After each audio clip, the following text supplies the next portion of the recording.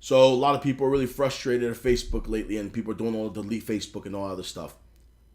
I think that's false moral outrage, and here's why. Number one, if you truly never knew that Facebook or Facebook had partners that had access to your data, such as the Cambridge Analytica stuff, and they were able to use it for all kinds of different things, you had your head in the sand. The world works like this, especially in the age of artificial intelligence, data science, and so on and so forth. Data is king, data is oil. So you are getting a free service from Facebook, able to connect to your friends, families, and whoever else all over the world for free. That amount of data costs a lot of money to store. Someone has to pay for the storage. Someone has to pay for the security people. Someone has to pay for the web designers. Someone has to pay for the UX people. Someone has to pay for all kinds of different things when it comes to Facebook. And you know who does that? Marketing companies, data analytic companies that pay them for your data. That's how it works. If you are not paying for a service on the internet, you are the product. That's how it works. So, Cambridge Analytica, all that stuff, yes, it's going to happen. It's going to happen way more. There are other apps out there that have the same capabilities, so don't worry about it. It's a nothing burger, right? It happens. You should know that it's happening. Second, Facebook they went in front of Congress, they went in front of all kinds of people, talked about this. Second thing that happened, Facebook, recently, there was a breach, or not really even a breach. People are up in arms because Spotify has access to Messenger, or these other companies have access to Messenger because you're using their app to log into your Facebook. Look, that's how it works.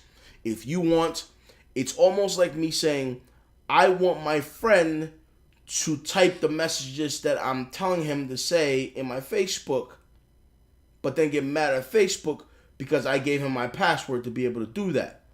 Pretty much that's what's happening here, okay?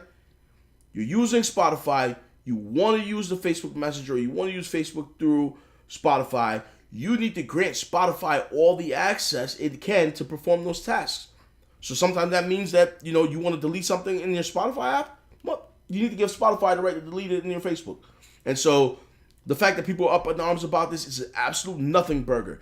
You gave Spotify that permission. You gave these companies that permission. It wasn't a data breach. It wasn't any kind of lapse of judgment on Facebook's part. It's going to continue to happen, and people need to stop attacking Facebook for that. And second of all, Facebook addressed it and addressed it and addressed it and addressed it. Which brings me to my third point. My third problem is no one talks about Google. No one talks about Google in the sense that people are allowing Google to get away with a lot of different things. Number one, all of the Android phones, all of that stuff has Google on it. Google is tracking you no matter what. When there's been studies and studies and studies talking about how when you turn off your location setting, Google tracks you still. All this stuff, they're doing all this stuff. No one's talking about it.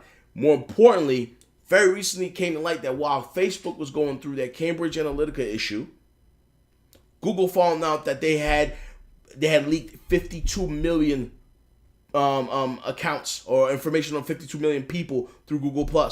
You know what they did? They fought to hide it. They were fearful of the backlash of it happening.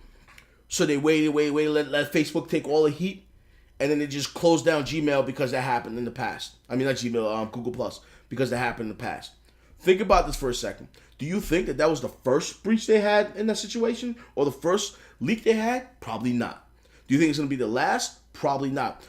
I came from the financial services world, and one thing that was very clear in that world is that when corrupt companies or people did something corrupt, it wasn't the first time, it was just the first time they got caught. That's more of an issue.